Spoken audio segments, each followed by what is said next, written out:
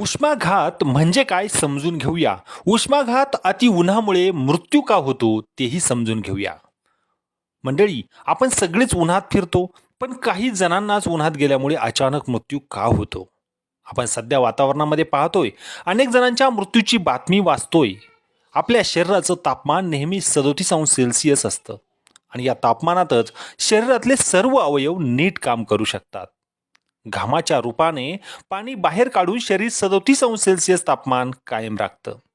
सतत घाम निघत असताना पाणी पित राहणं अत्यंत गरजेचं आणि अत्यावश्यक आहे. पाणी शरीरात इतरही अधिक महत्त्वाची काम करतं.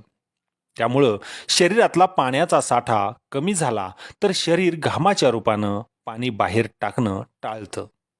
जेव्हा बाहेरचं तापमान 45 अंशाच्या पुढे जातं आणि शरीरातली कूलिंग व्यवस्था पाण्याच्या अभावाने ठप्प होते, तेव्हा शरीराचं तापमान 37 अंश सेल्सिअसच्या पुढे जाऊ लागतं.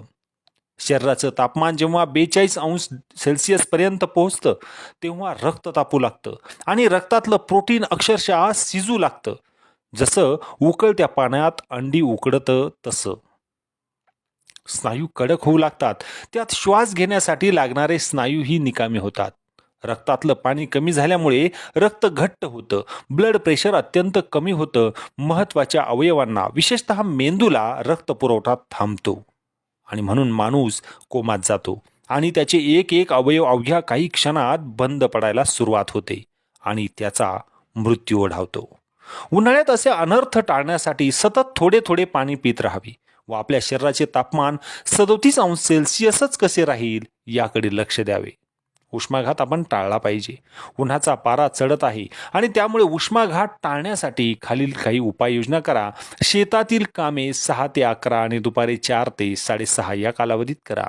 काम करत असताना मध्ये मध्ये थोडा वेळ थांबवून पाणी प्या. शक्यतो सुती व पांढऱ्या रंगाचे कपडे वापरा. डोक्यावर रुमाल, टोपी इत्यादींचा वापर करा. आहारामध्ये ताक, दही इत्यादीचा जास्तीत जास्त वापर करा.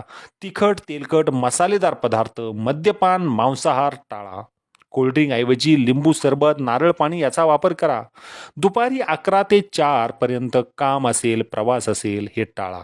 लहान मुलांना, गरोदर मातांना, आजारी व्यक्तींना दुपारच्या वेळी बाहेर पडू देऊ नका. खेळाडूंना आणि बराच वेळ आउटडोर काम करणाऱ्यांना उष्माघात होऊ शकतो.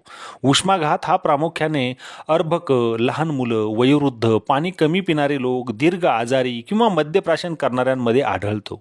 तसेच हृदयरोग, फुफ्फुसांचे आजार, मूत्रपिंडाचे आजार, लठ्ठपणा, उच्च रक्तदाब, मधुमेह, मानसिक व्याधीसारख्या आजारांनी त्रस्त व्यक्तींनाही सहज उष्माघात होऊ शकतो.